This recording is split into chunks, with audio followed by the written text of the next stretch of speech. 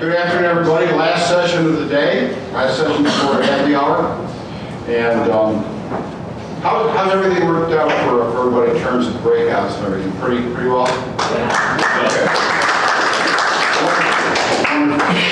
You know, in most of these sessions, we try to seat the panel with consultants. This is one of those that is a little bit different.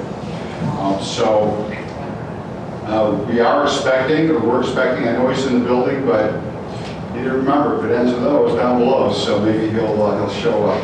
And this Dave Weinbach, I hope he does, because he's got some great perspective, and he's a really good person.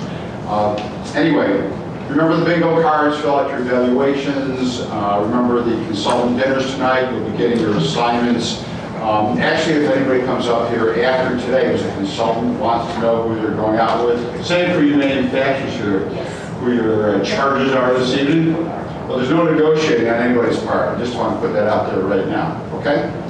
So I thought, yesterday we did a session on the where's security technology going. So I thought it would be interesting to get some of the major stakeholders in just in the entrance. We've had such issues with Division 8, Division 28. A lot of you have been involved in those. I'm still waiting for a call from CSI, by the way, to tell me what the resolution is on the objections on electrified door hardware. But there's a lot happening around the opening.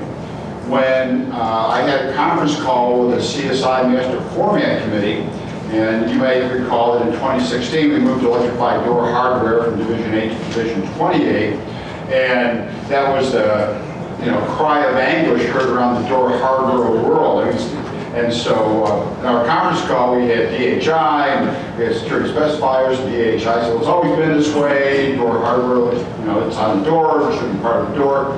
But I said, that's all true, but just because something's hanging on the door now, you have a credential that is going to enable not only access through that door, but it's going to enable a lot of other stuff. That's only going to be, the greater case. So therefore, we need to look at things more broadly. And it made me think further about how the entrance has changed. It's changed in the door itself, it's changed in how you get through the door, it's changed in the door hardware. So there's a lot going on there. So I thought it would be interesting to get senior people from each of the companies to talk about, what's happening in that arena. So first of all, we've got Mark Duato, Senior Vice President from ASSA ABLOY, longtime friend of mine, and the best thing I like about Mark is that you're a Red Sox fan. It's true. I can't do better than that. I can't do better than that, Ray. It's only that Red Sox. What's wrong with that, Mark? I like that. I like What's wrong with that? There's nothing wrong with that, Mark. No, sir. Okay. And we have another Mark. The other Mark. Mark Perkins from Boon Edam. And you've got wireless mics over there, right? Yep. And so we do. Sorry. Okay. So Mark Perkins, there's two of them there. Yeah, there's one.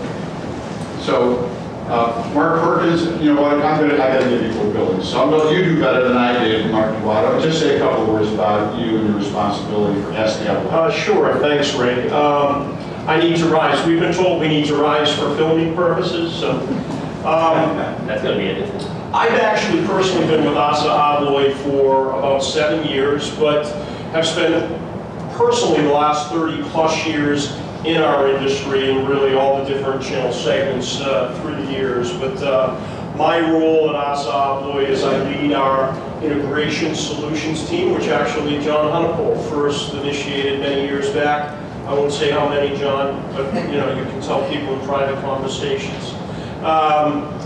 So I lead the integration solutions team, which is sort of the electronic security application sales specialist within the ASSA ABLOY group, somewhat the experts of our space, because as you all know, ASSA ABLOY is a door opening solutions company, right? So we're bridging the gap between the electronic applications and what's happening there and the traditional mechanical and door opening hardware piece. But I'm also responsible for our wholesale channel and our aftermarket channel strategy as well within ASSA ABLOY.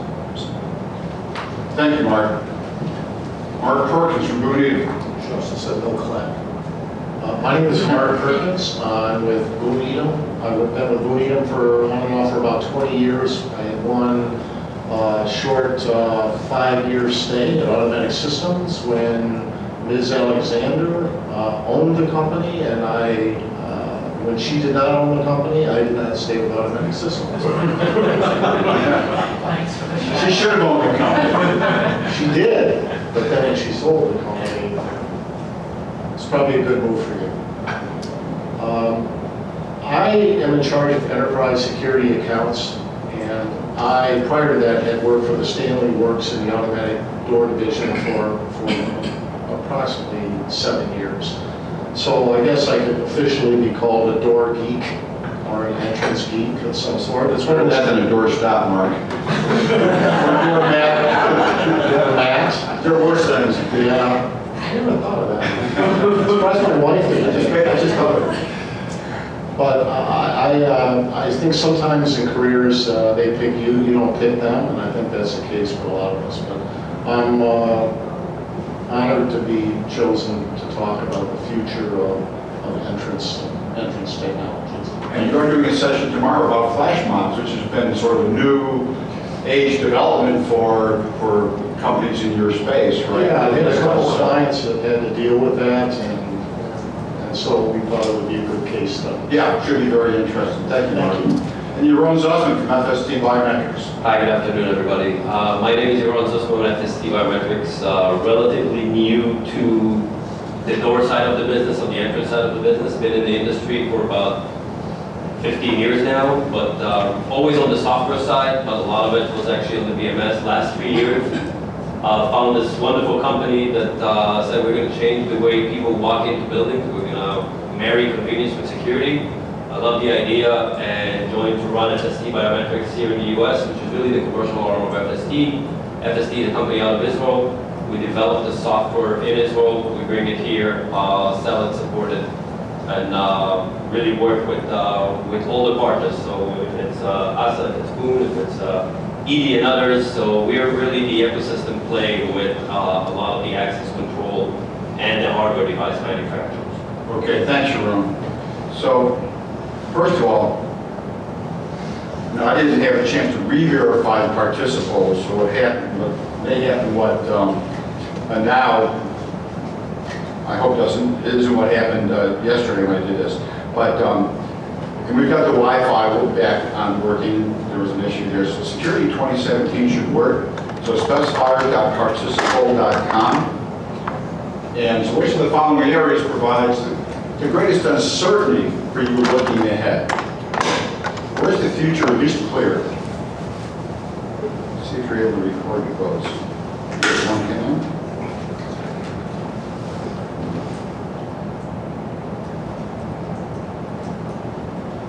Okay, here we go. So 70-30. Biometrics has the greatest uncertainty, followed by door locking hardware.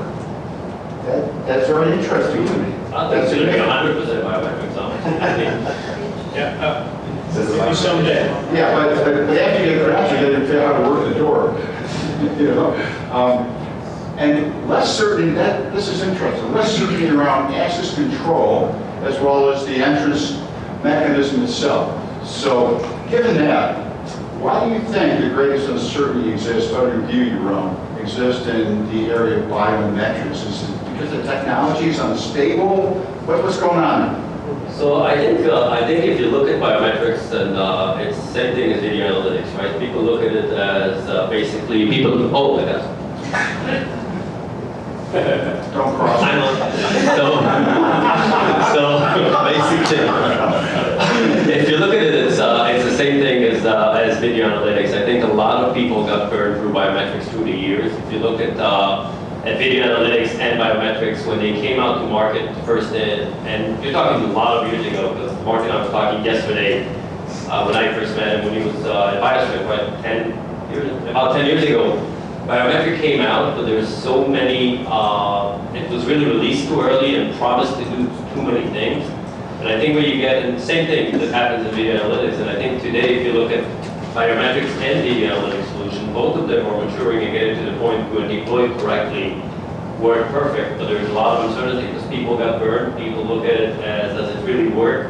And it also has, if you look at some of the stuff we do and other manufacturers as well, there's a cool factor for it that people look at it and say, okay, it's cool, does it really work all the time? And I think that's, if you look at our biggest challenge today, educating the market, is really proving that it works. But not only that we prove that it works, now prove to me that it works again, and prove that it works again, and prove that. So that's why I said I really thought it's going to be 100% on biometrics if you look at all the others, because it's probably the newest as well here. But I do think if people look at biometrics, and I think if we look at what's going on with biometrics in general, and I think Apple is helping us right now, introducing a new phone with facial recognition. If we look at fingerprints, and already everybody's opening their phone with fingerprints. So I think we will see the move to biometrics and the adaptability happening much quicker, and not only in security, in retail and other locations, because of fraud and because of that move from what you carry to who you are is coming. And it's not only coming to this industry, it's going to come to a lot of other industries we interact with on a daily basis. So I have a follow-up question for you. No, just stay standing. Hi, Yaron. And then we'll ask Mark and Mark to respond. So a couple of years ago, I put together a panel for a conference in Florida on biometrics. We have 4 different biometric technologies. We had finger, we had palm, we had eye scan, we had facial. It had a great name. It was called Biometrics Battle of the Body Parts. And one of the things that came up, by the way, facial recognition and eye scanning were, sort of the two that were least certain at the start, but of most interest to, the group that was assembled there. One of the things that came out was the attractiveness of non-contact biometric technologies, particularly in sterile environments, but just in general. Do you think that may be driving what's behind the, say, the Apple going from fingerprint to facial? Is it the lesser ability to spoof the technology, or what? There's lots of parts of the body that can be used for biometric. What is it that kind of tends towards facial right now, and where do you think that's going to go?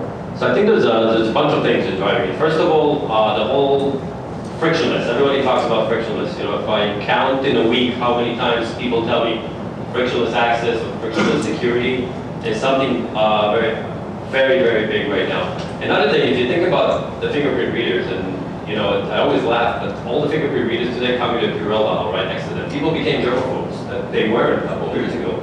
When I go through TSA 3, the first thing I look after I got into, after I get into the country, or when I get to Israel, so in both countries, after a 12-hour flight, putting my fingerprint on this reader that another 1,000 people put in. So I think this is something that is driving, but also a lot of it is the accuracy. So if you look at accuracy rates today for facial or just fingerprints, let's say 1 to 1,000, which is not bad, but you're getting much better numbers today from facial, and even higher numbers from iris. But again, so that's the trade-off of speed versus, so all the idea of frictionless, all the idea of creating those open environment, we see a lot of companies wanting to do this open campus environment, but they still want security.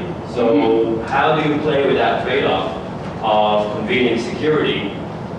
You do it by creating that, call it face as a credential or body as a credential, but you don't have to, it's still frictionless, you don't have to go for it.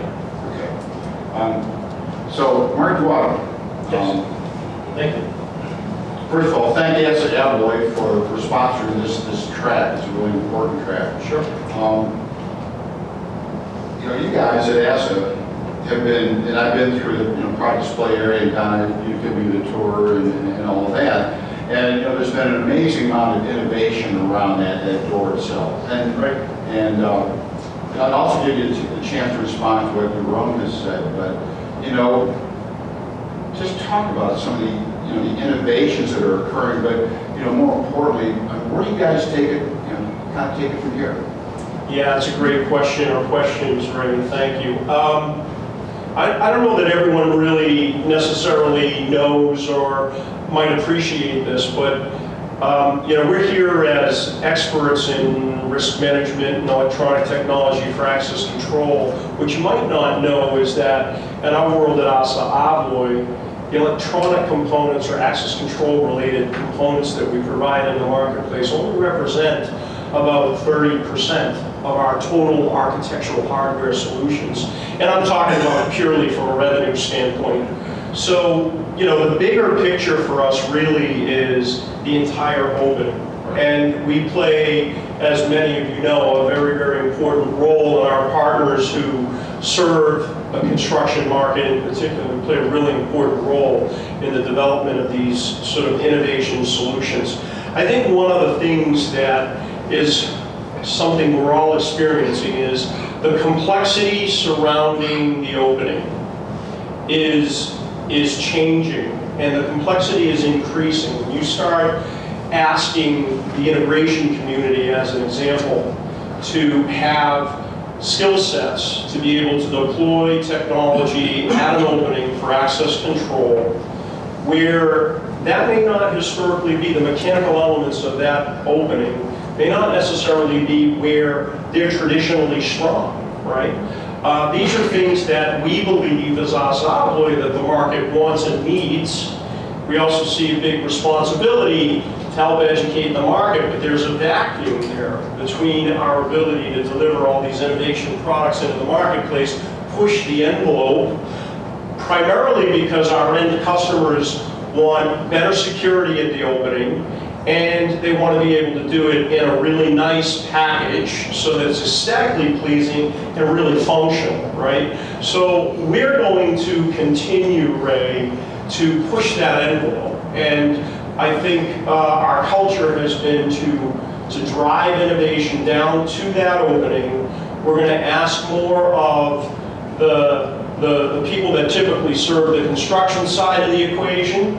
We're asking them to have skills that they don't historically have, and we're asking the integration community to do the same thing. And you know, we have to be sort of in the middle in being able to help both sides kind of meet in common ground to ultimately give the end customer what they want. So I think there's a lot of headroom, and what you'll see from us and how that whole opening is changing is more and more technology down at the door, whether it's POE directly to the opening, where the cost of ownership of all that heavy infrastructure, as an example, that we're all used to in the traditional access control space, a lot, if not all of that infrastructure goes away, and we leverage the security elements of the network itself, either in a PoE-centric application, or we leverage it in a wireless application in different ways. Those are things that we're going to continue to push the envelope on. One other thing I would add is, back to the complexity point, you know, opening systems today are designed and implemented in complex environments as opening systems. And it's hard to piecemeal certain segments of what that opening is for certain categories. But we feel very strongly that putting some certification training requirements around the skills to be able to deliver that innovation, and more importantly, to service it after the fact, is really the most important thing. So we're not just asking the market to embrace innovation, we're actually saying we want to be a part of helping the market advance through the innovation. So from a couple, sort of the technology you mentioned PoE, right? You mentioned wireless. Yes. I want to come back to that here Yeah. a bit. But I also want to sort of connect you with your own. How about credentialing within the door, right? You've got built-in credentials, right? Sure. Biometrics coming down there. Yeah. What's going to be happening in terms of credentialing? Sure. And it's not you're pushing the envelope, but I want to know where you're pushing.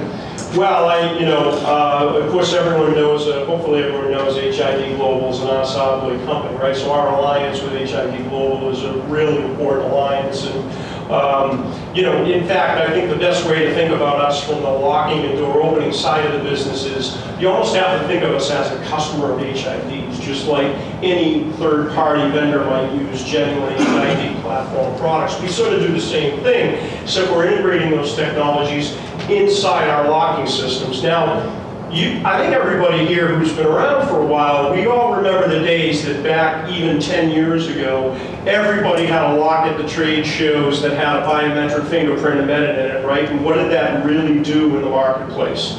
There was a lot of money, I'm sure, spent by vendors to develop those technologies, but it really never got embraced. So I think some of the things that Yaron and other biometric vendors are doing in the marketplace for personal verification and multi-factor authentication at the opening doesn't necessarily require us to redesign hardware at the opening to support those things. It's still all about having a highly secure identity and credential. And that credential today could be in the form of, as I said, multi-factor, using some type of verification with biometric. Mobility is critically important, but the security around the credential is at the end of the day where it all begins. And that's something that's sort of part of our DNA and will remain part of our DNA. So I don't know if we'll do this sort of very broad stroke redesign of technology at the door to support biometrics. We're going to leverage best-in-class biometric partners to be able to leverage that ability along with our own skills to provide secure identities and bring them together. That opening system has to support that. Well, I get that. Don has shown me all the stuff that you've kind of crammed into that, you know, that where you got, you know, intelligence, you got wireless, you got PoE, Sure. right? Sure. And that hasn't gotten less complex. So That's right. I would anticipate, you tell me if I'm wrong, that credentialing more and more is going to get integral to that piece of hardware or in that intelligent door. You guys know. I mean, Literally, I feel that's going to be happening. Yeah, you know what, Ray, you're right on about that. I think biometrics is one subset of that, Yep. but literally every single thing that we're bringing to the market today, whether it's enhancing a product that we have available today or developing new technologies beyond some of the ones I mentioned, are leveraging that capability. So you will not ever see us on the ASSA ABLOY door security solution side of the business deliver new enhancements in technology in the market that are not supporting those latest and greatest technologies. So we, in essence, if a piece of hardware, a door opening is going to be in that building for 30 or 40 years for the life of that building, we have to make sure we're enabling a migration path for our customers, whether they choose to use that technology today or not. And so that's a really important part of what we're doing. I don't know if that answered your question, but that's Well, we're kind of gonna how do we think of it. So. Okay, so thank you, Mark. Mark Perkins. So, you know, we all know doors. People aren't concerned about where doors are going. Turnstiles, all I know is that, you know, I feel dumber and dumber when I try to get through a turnstile and those things don't go like that. Okay, so the security guard comes over and says, Ray, or sir, mispronounce my name, you know, here's where you put your badge and all, you know, all of that. But you know, regardless of that, I know that you guys have sort of a different view, or at least Greg Schreiber tells me that you do, about how you view, you know, what you do and strategically sort of where things are going. So let's talk about that and educate us a bit about maybe why doors hold more mystique or should for the group that we assembled here. So you're asking what is the strategy behind an entrance or an entrance design or product that goes in an entrance Well, design? looking forward, you fundamentally see your world for what you do changing, and how? I do. I see. I do agree with Yaron in the discussion of large clients in regards to a frictionless environment. It's going to be one of those words a year from now where we're going to agree is overused. But it's always going to be a question. The question is, you know, do you want to be free or do you want to be safe? And so the strategies that you would deploy, if I were a consultant, I would be asking my client very specific things. Are you looking for a detection strategy? It means I have a certain manpower level to support and to enforce the alarm outputs that come from a lack of compliance? Or would I be looking for designing an entrance that had a tailgating prevention strategy where it did not allow that particular event to occur? I mean, those are the two strategies. So there are two different types of design, and one probably conflicts more heavily with a frictionless environment, and one does not, but one has a different ROI or transaction cost associated with it. And I think those are the things, those are the type of conversations we're having.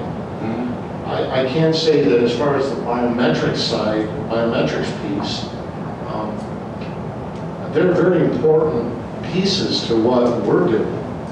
I think that any part of credentialing is always going to play an important, I don't want to call it integration into our product any more than destination dispatch on an elevator control is an integration. It's more of an interface. But nonetheless, the two have to work well together. I do think that what Yaron does is makes our products better and worth the money. And then I think what our products can do can provide a calculable, that's a word, calculable ROI that supports the pricing that goes along with enhanced authentication. So when you put the two together, it's a really strong play. And the list of companies that we work with that are making that play together is really long. So I know that that's the case. But I'm going to go back to some other wise people in this room, and Ed looks behind them, but I would say that there are two things that override everything we want to do. One is going to be, it's definitely going to be the law. So code dictates how fast, this entrance world can change. And then privacy, they're both dictated by laws. So I think those are the two things that maybe slow down, or in fact, I think that has something to do with biometrics showing up as really the number one at 71% to that question. I mean, I think if anything has slowed biometrics down, it's true what you say, and you're absolutely correct. But a big part of it is always going to be privacy. And I know in the U.S. we think we're the world leaders in protecting privacy, but go to Germany, go to some other European countries, that's just not the case.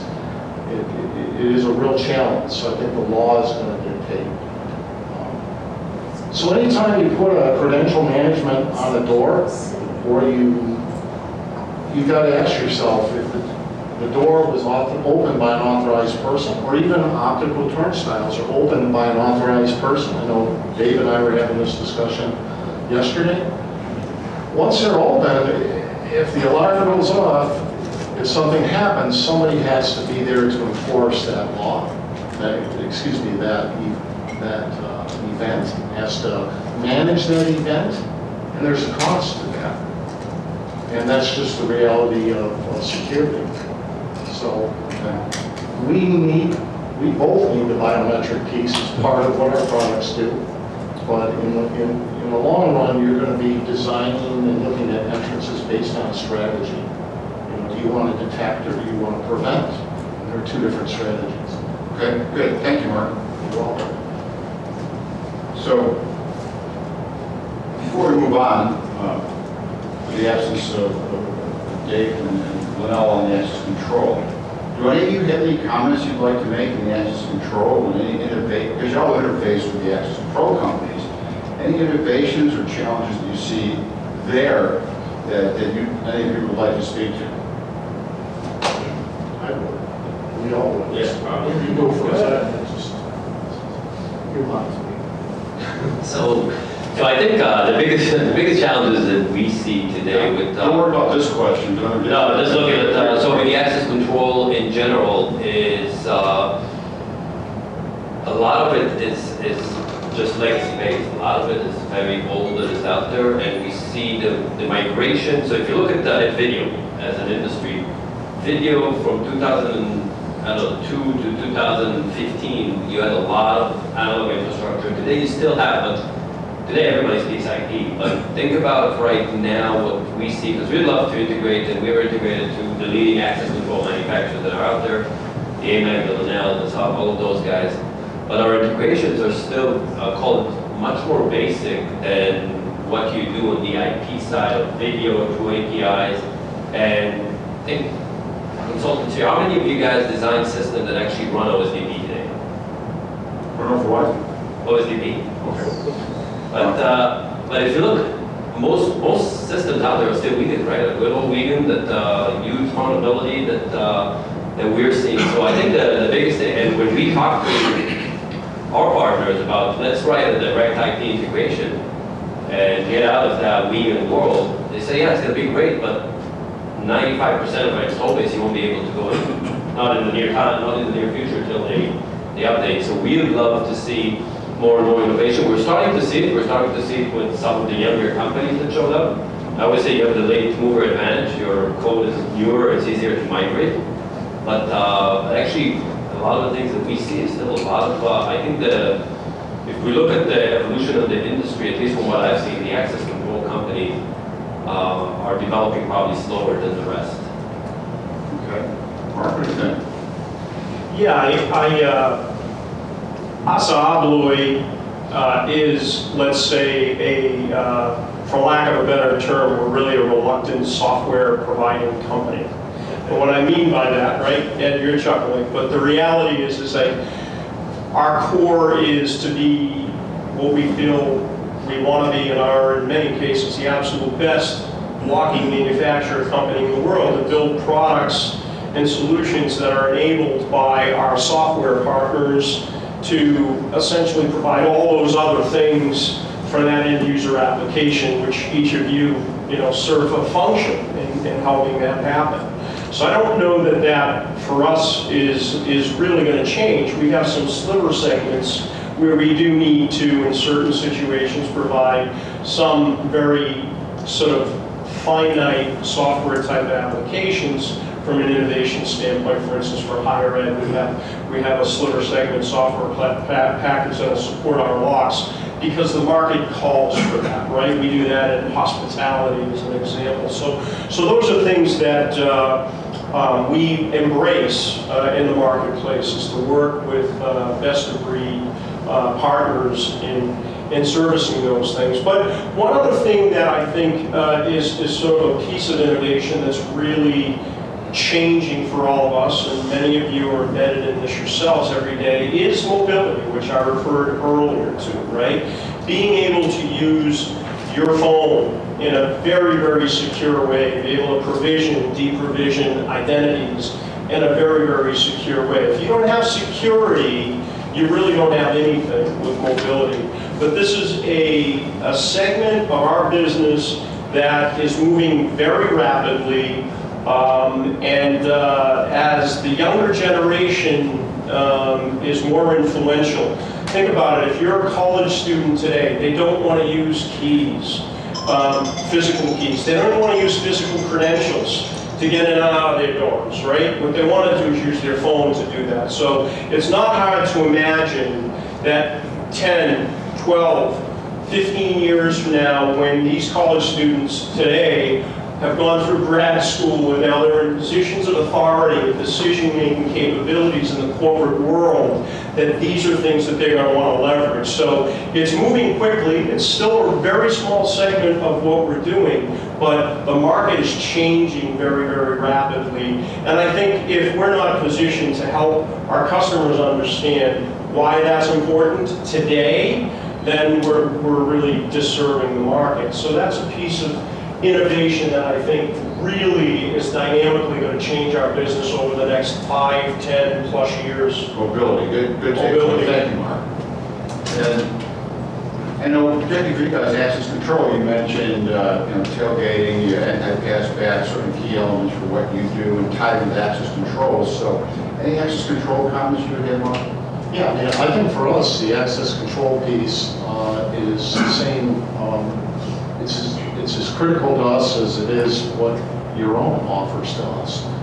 And what I mean by that is, rather than having an entry product that has its own, its own graphic user interface modules and its own, it really has to have an open API, and it really has to push data from our entry product through the access control that exists, whether it's legacy or whether it's new, the health of those systems is important to me. So a good example, let's say that you're General Motors and you use a Chronos time and attendance system across the globe.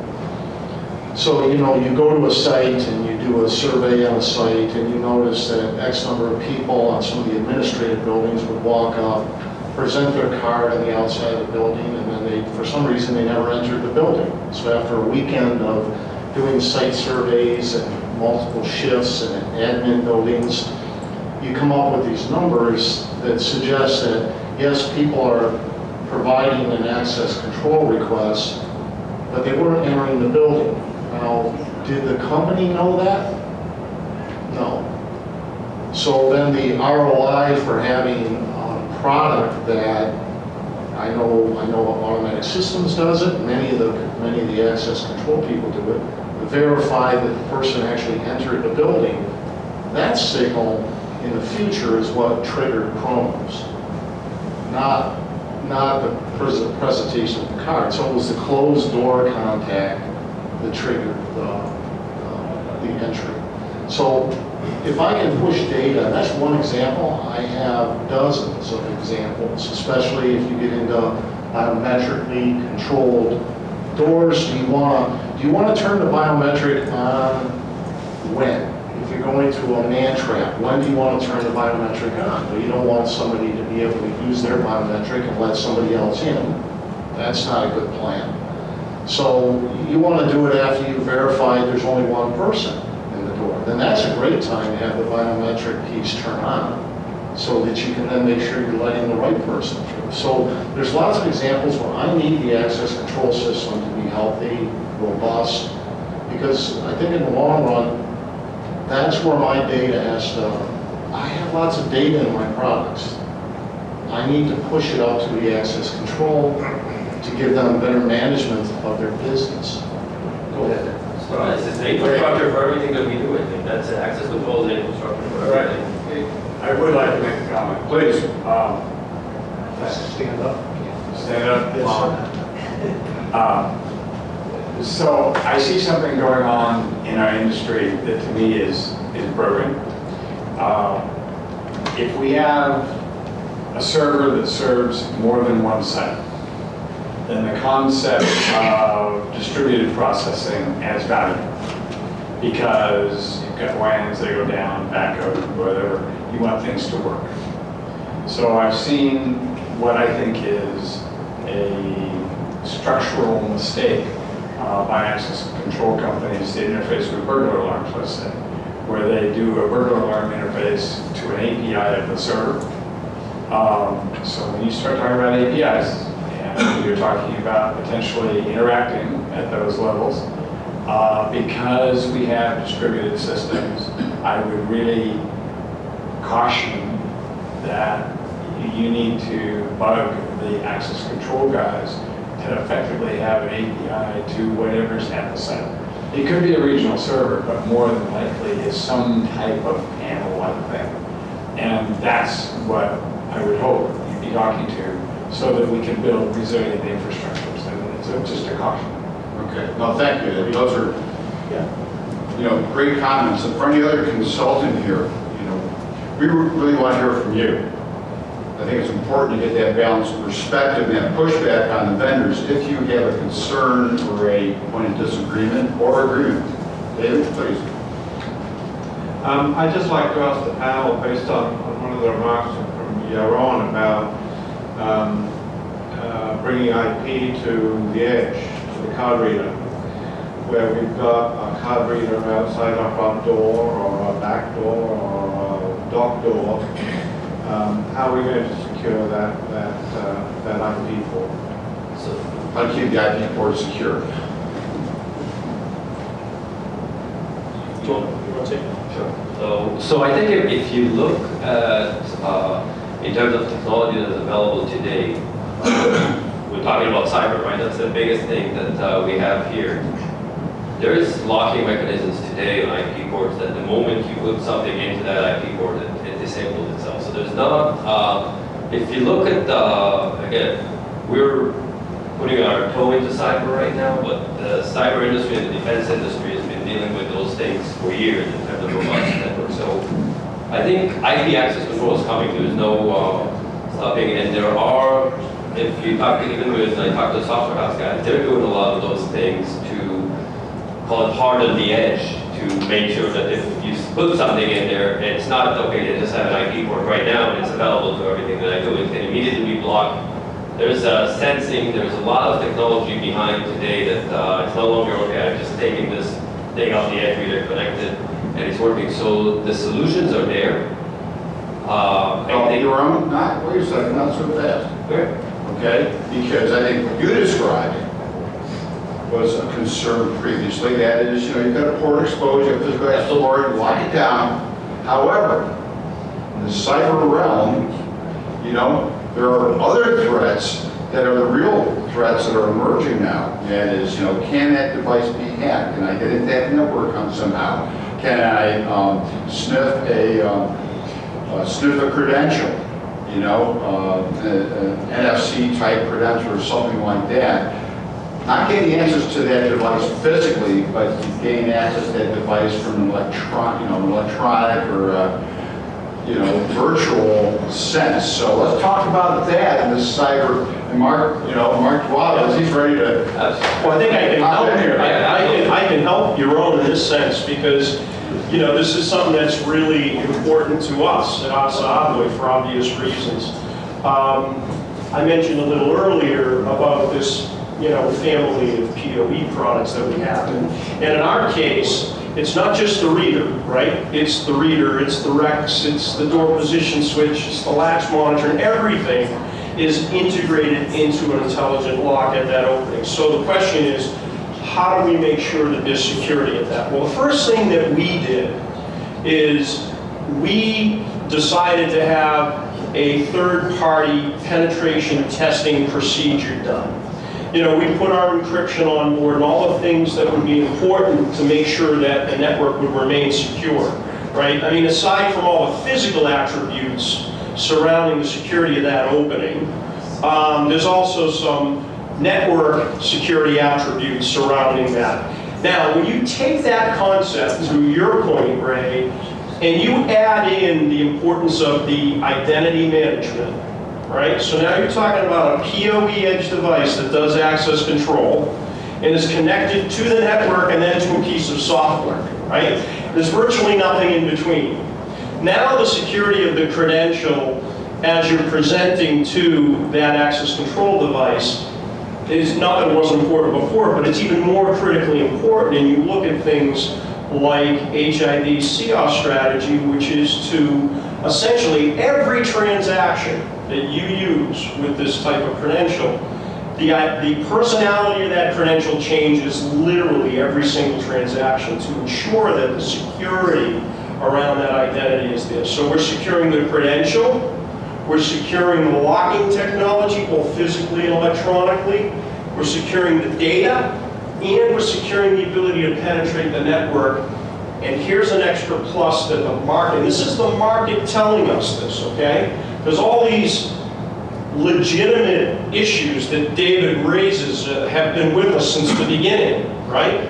But the market is also telling us that the sustainable benefits of being able to use PoE edge devices in a highly secure way for access control has value now. So you think about, does the typical integrator, or do each of you, I challenge you to think about this, do you think about how sustainability is important to your client? Do you ask that question? Is sustainability important to you? Most of our enterprise corporate clients have sustainable initiatives, right? Change the conversation and you'll be able to not compromise your security, but actually talk about other tangible things where... What's the White House thing, by the way? That's a good question. You have to call somebody over there and figure that out. I'm guessing you might have more access to that than me. I'm just saying. Not anymore. Call Mr. Pistol and have him open the door for do something. But all kidding aside, I mean, these are the things that I think are dynamically changing in our industry that it's tough for the average sort of company or even integrator to really keep pace with that, but you know, we're getting it. I think the industry is getting it, and there's layers of benefits. Mark, to follow that up, and one thing I think a lot of folks are concerned about, and, you know, I took a course in penetration testing this summer myself, that the tools are mind-boggling that people can use for penetration, more penetration testing, right? Security patches, you've got all these locks out there, and you're all this stuff out there, and somebody discovers a vulnerability. How do I catch one? It's a lot of work, right? And I think, yeah, you have to, so, and we're one element, right? As a manufacturer, each of us respectfully are one element to that, right? And then it's so important for the software providers, the best-of-class software providers, to stay in front of that. You know, we can each respectfully bring all these great technologies to the market, but until those software providers really support and validate and qualify what those products can do and what they will authorize their end users to, how they apply these technologies, that I think is critically important. I mean, all you guys have software in your products.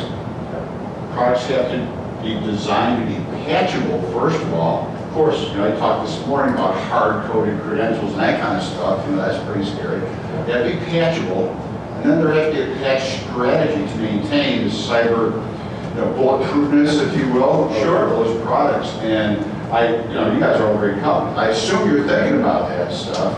And if any of you are doing unusual, or you think that there ought to be a best practice, I'd like to hear about it. I would just add one thing, and then I'll hand it back to the guys. You know, even things like today, being able to flash devices in the field over the air with OTA tools, right? End user controls the security of your network. It's tied to your cyber, all the cyber concerns that we have as an industry that we've talked about so much.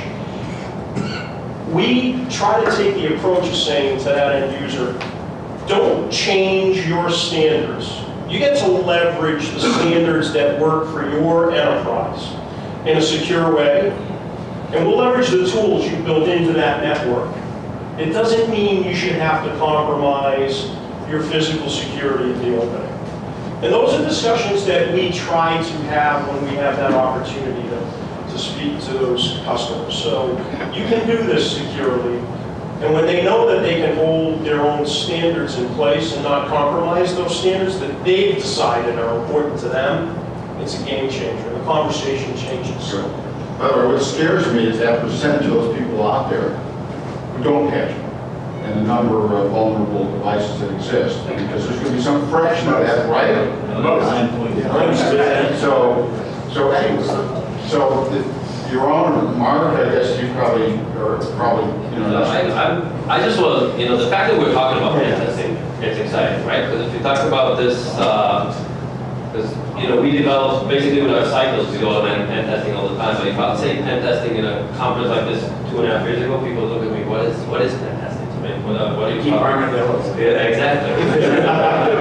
So I think the fact that the conversation got to a point where we're talking about, oh, we do pen testing to our equipment, we do pen testing to our software. And I think it goes back to a point that we spoke about yesterday and the other, there is no hardware anymore. They're manufacturing hardware, but it's all software inside. Hardware, software inside. We do strictly software, but it's not just a dumb piece of hardware. If you look at the HID strategy, you're talking about vulnerability before. A lot of the systems out there, and I bet you did that before, but do like just Google about breaking weekend, you'll see people, you know, walking around with a device that they can buy, and basically, and HID is a genius sales pitch. You go to see us with this and saying, oh, what we sold in the past is not secure, right? So you got to upgrade now to the secure version of what we sold. So I think if you look at the fact that, so we do pen testing, I think everybody today, you know, like as Will here, that's what he does for a living. I think it's exciting that we have that conversation, but you're absolutely correct. I think if you start serving what's out there installed, I would say probably 95% of the stuff you'll be able to hack pretty easily. Well, no, pen testing is a point in time.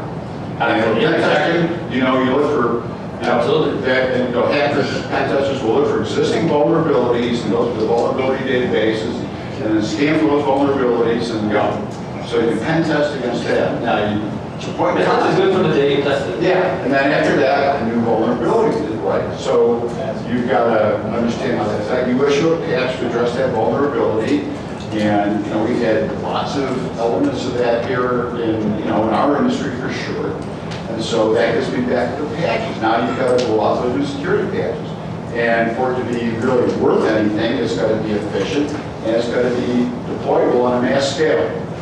And the end user is the micro run, you got to address it there, but somehow I think manufacturers have to have a strategy to share and an enabling technology to allow that to happen. How many people agree with that? Hey, Ray, I've got clients that pen test 24 hours a day, 7 days a week. Do you really? Yeah. Wow. Through development cycles, you do pen testing. Well, I'm talking about my client. But they run automatic system, right? They do automatic. It's absolutely automatic, and their services out there. Yeah. So, Mark, is there anything to add or Perkins? Or you? I think yesterday, the start of,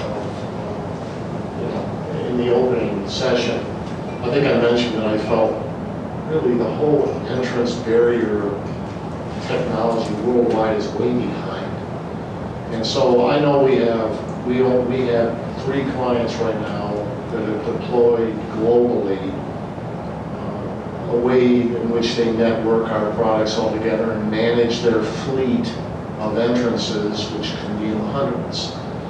And so we designed the systems and we update the systems completely to their design and their spec, because it was that kind of client. I couldn't ask that of every client, so at some time in our, we'll have to morph more to being a stronger IT, doing pen testing in our development all the time. We'll have to do all those things correctly. But I don't see the entry companies as a whole. I just don't see them doing that now. I just think that's why. Well, again, we're talking about the future, and so and I think that's a real challenge. And it's a challenge that has to be met. Is how those devices can continually be up to date. And I think every manufacturer, and the successful ones are going to be the ones that have an effective cyber patching strategy. So let me move on to another one. Let's see if this one works. Which of the following areas, talking to the consultants now, for you present the greatest challenges in design? Okay, so we only have 200 responses to a handful of consultants here, but what you think is you're thinking about putting design together, where are you most challenged? Where do you struggle?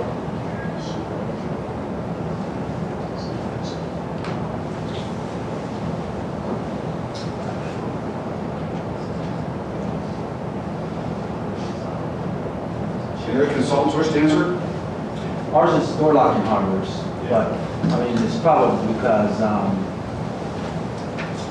by the time our specification goes out, the door locking hardware has changed anyway. So using door locking hardware. Okay. That's where we're door locking for us. Okay, so let's see.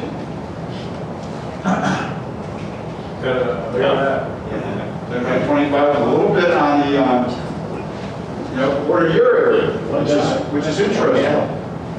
I So- answered that too, Ray, because architects used to know hardware, they don't. So I applied. Architects used to know hardware and they don't anymore. When I was So young. what, I'm really broad agreement on that one, Sean. Yeah, at least they even less than they do today, I guess, at least when the beginning of my career. Well, it's become a lot more technology. Yeah, it's Technology oriented, they're not just Yeah. specifying I used to- lock or a strike. Now it's. I mean, they've always cared about how this stuff looks, right? But I used to have to deal with some architects that actually had at least one person that could write a door hardware specification. Well, I know it's a continual challenge for both ASSA, Allegiant, other companies out there to continually work with the architects to educate those. You've got spec writers, you've got people to try to get them through that, but at the end of the day, I don't know how many were at the Sandy Hook session before where, the architect and the security designer may work with the building design, right? And there's a collaboration there. But they had a favorable architect they could collaborate with. Some of these guys, some have a little larger egos than others, right? And But I think that's putting more pressure on the security provider to understand the door hardware more than, we know it to, I guess. Yeah. Personally, I know it Yeah. to a certain point, but expect that there was somebody else writing that spec, but that's. So, I like that coordination is absolutely crucial to the work in these systems. Yeah. It's the low-tech stuff that requires the most. Just so Yeah, the coordination of the door hardware is I think, is the most crucial to any access control project. And it's because it's the low-tech side of it that is the most crucial, not the high-tech stuff.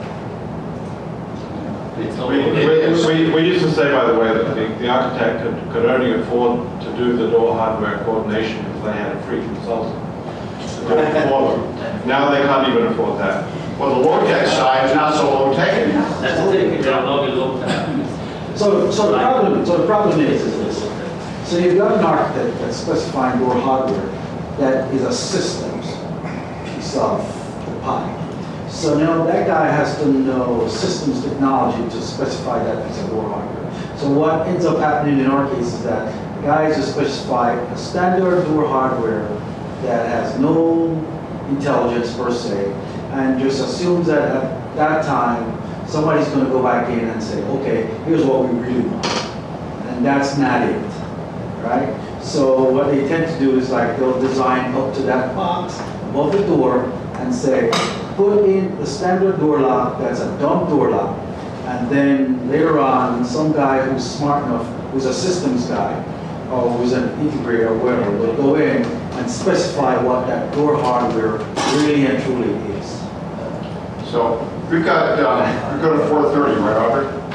So we've got 15 minutes here that we can use for questions from all of you, for these gentlemen here, and here's Dave Weinbach from Lenel, so we're going to let Dave come on up here. Be able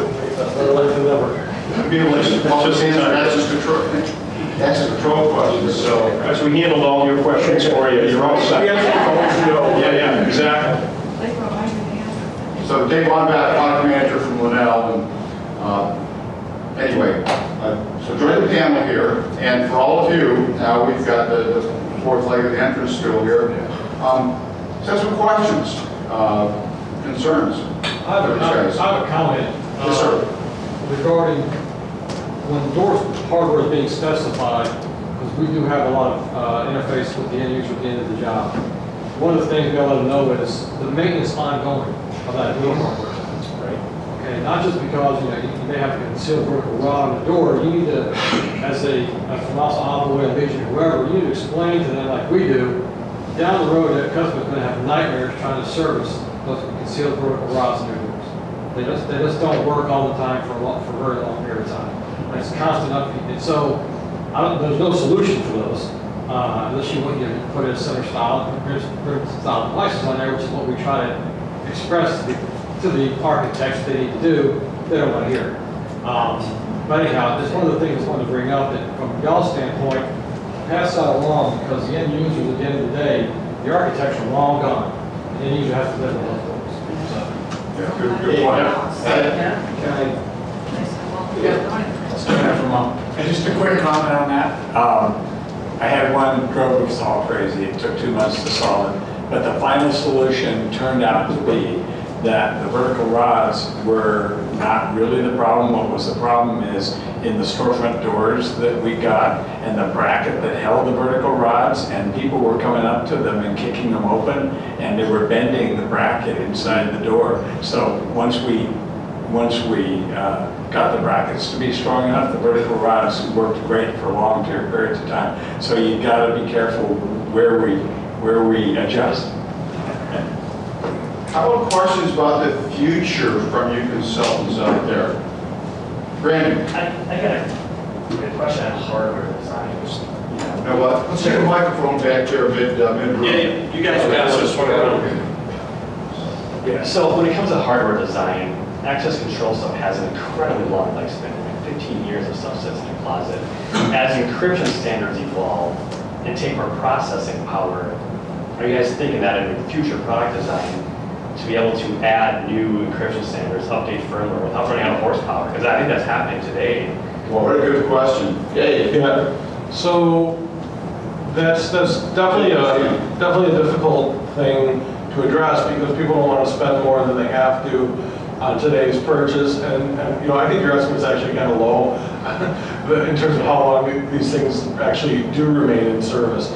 So there is kind of a trend that to a system on chip or a system on or a processor board that might be independent of the entire system, so that when you do have to replace something, you don't have to change your wiring. So I think that's definitely a direction things can go. There's cost efficiencies actually in designing systems that way, so it's kind of a win-win. Just put all the the memory, the CPU on one board, and then also have the I/O on a separate platform. So that's one trend that can help address that. Other than that, it's at some point the processing power does become a limiting factor, but we may also be reaching a point where we can go a longer time because the processing power on today's boards is much higher than the processing power was 5 years ago. And one thing I think all of you probably already do, but you can also stress the importance, is to essentially overbuy. And I used this analogy at dinner the other day. It's like when I go to buy a PC, if you buy the minimum computer that you need, then you're going to go buy another one in 2 years. If you overbuy a little bit, it might last you 5 or 7 years. And so I think for your customers, the same argument is true. So like for example, a lot of you familiar with Mercury boards that we also use, and those have various tiers of performance. And will the minimum tier performance on a Mercury board work for your customers to open doors for them? Probably yes. There's higher tier products that have more memory, more CPU. Does your customer specifically call out a need for anything that requires that today? Probably not.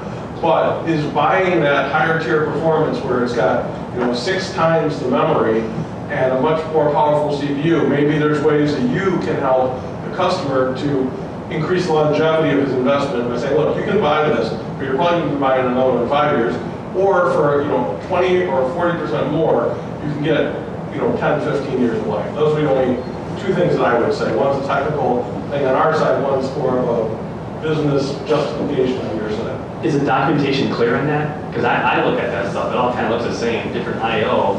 Right. I say nothing on CPU performance, memory, unless you really dig into stuff, but it's not obvious. Yeah, I mean, we have to be careful on our side. We try to be careful because we don't want to oversell something, right, that doesn't deliver for your customer. So it's a gray area, but maybe there's a way there's an interesting idea that's got me thinking about how do we sell that, in a data sheet without overselling it. That's my challenge. Yeah, I have a caution, one more caution. So I'm always into cautions, right? So just my customers that are crazy about cybersecurity and they're scanning their systems 24 hours a day and that sort of thing. We're finding that technically we can't keep up with the problems with web services and web servers that are on the network. And so we are effectively moving in a direction where we can't use a server that's serving any type of web data. So let's take a camera or an access point, and you can use the web to turn it on and set it up and do that sort of interface. But once you decide to put it on the live network, you have to turn off that server, and it has to stay off. And anything you need to do with that board has to come through the interface to the base software. So just a caution, head in that direction. Charles Block has a... So, Mark Duato, question. On your intelligent locks, is there some sort of, one of the biggest disparities is the length of life between the actual hardware that's going to be on the door and all the intelligence is going to be in the lock, right? So the question is there something that ASSA is doing on the modularity side maybe to allow things to be upgraded, updated, and do things to take care of the technology piece without having to go and start replacing locks, because it's usually a lot easier to replace the electronics than it is to go and replace all It's a lot of brain transplant, basically, right? Right. Just like we do with panelists. Oh, okay. That's a great question, right? Were you trying to take away our future, Charles? Yes. I'm teasing, obviously. My job. But it is a great question, and really in recent years, because we're on our third and fourth generation, depending on the family, of these intelligent locking products, both wireless and PoE, right? But in recent years, what we've done is designed into the product the ability to update the controller side of the equation, the electronic package basically that does the communication and the database management. So I think we're on the right path in order to do that. We're not completely there, I suppose, at some point in time, until we can truly have a fully modular solution for the long run with all of the families of products that we have. This will be a challenge, but I do think that it's certainly something that we're sensitive to. And we also, it really goes back to even what Dave's point was about how much power do you really need inside that intelligent lock. And a lot of these locking products are not intelligent, and they still depend on the Mercury or controller hardware for the OEMs to make decisions. And then there are some unique things too where that intelligence is inside the box. So different answers for both of those types of products, but we're sensitive to that, and we hear you. What a great product strategy, though, to be able to have something that's capable of that. I mean, if I were looking out ahead and I was in the manufacturer's shoes, that's an idea that you could potentially run with. I was kind of getting that kind of thing yesterday, by the way, where I said, how can consultants help drive product design? I mean, there's potentially something there. Well, That's good feedback. And you can look at it from the hardware side already, because, like, for example, the whole security industry has kind of evolved from everything being on one panel to separating intelligence from the I/O. So that if I do need to update something, I can replace the intelligence. I don't have to disconnect and reconnect every point and then retest everything on the system again. It's not even the connect, disconnect, reconnect piece that's the issue. It's having to go back and retest once you've done everything.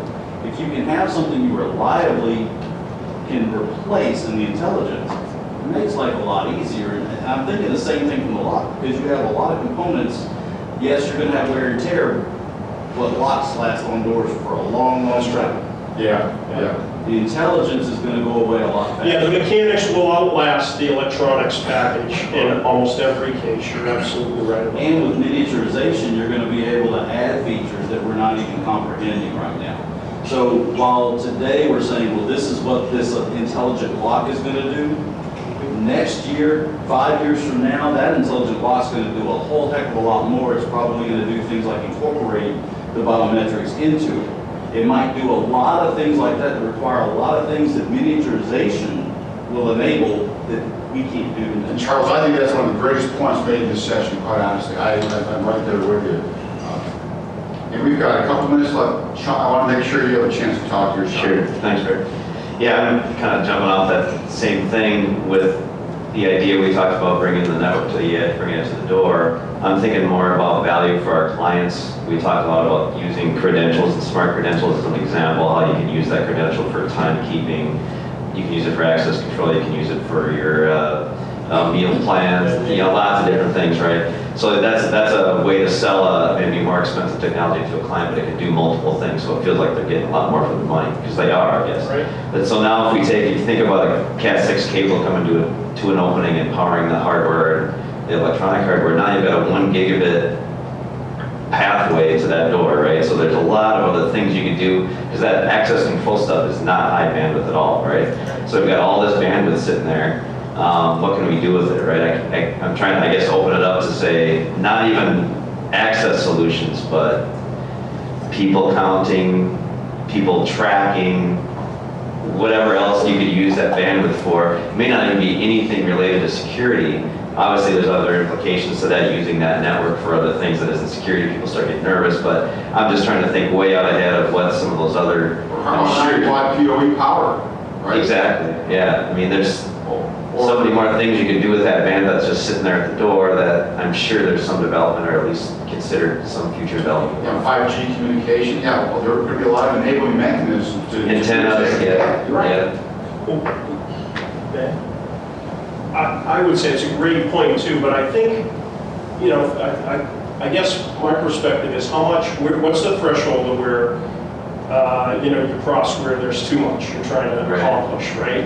And I think one of the things we've tried to be sensitive to is, sure, there's a million things you can do, but at the end of the day, you still have to do, there are some benefits in isolation, right? In certain applications. And I think the market will dictate to all of us at the end of the day, because our customers will tell us where we want this all to go. But how many articles on IoT do we all just get in the last week, right? If you're following any kind of technology, Internet of Things, right? And you always have, everyone's trying to figure out how to properly put all those sensors around buildings and power them, and now we've got this already powered device sitting there at the door that has a lot of bandwidth that doing other, powering other sensors and things. You know, to add to that, you know, watch artificial intelligence and deep learning, because that's going to touch an awful lot in terms of aggregating all this information we have and making this stuff more useful. We are just about out of time. Maybe time for one more question. That's it, Dave? I'm not a question versus a comment. Oh, well, go ahead, Dave. Oh, was it Dave or Mark? Yeah, well, tying together kind of what you two were saying, I think the door edge can provide a lot of information as an IoT device, and that can be aggregated, that can be analyzed. I'm not sure how much of that you would do at the edge, so it's kind of, the fact that you have that bandwidth there doesn't mean you have to use it, right? Because there's probably other people in the organization who won't be as excited as you are about running 6 gig from each door or whatever it is, you know. So I think the real value is that the door hardware is really important sensor data that can be used, and maybe some of the things that can be added to that is the identity of who's going through, maybe, or even who's in the area, whether or not they go through, whether or not they use their badge. So I think what could be added into the mix is, we know the door opened or didn't, we know it was an authorized opening or not, and then we also know now, especially with things like Bluetooth, we know maybe a little more about who's in the area. And there's a balance between privacy and Big Brother data gathering, which everybody wants, and at the same time, the same department also doesn't want it, right? So it's kind of a conundrum, but it's up to each end user to decide what's okay in their organization, what's okay in the regulations that they're under, and I guess it's up to you guys too to help them with that guidance, right? But I think there is, IoT is kind of an interesting way to look at that these doors, readers, PIRs, they're all sensors that have valuable information to contribute to a big picture. I think on that note, we're going to draw this session to a close. We can certainly carry this on to the cocktail hour this evening. Thank you for being here. Please mark the video card.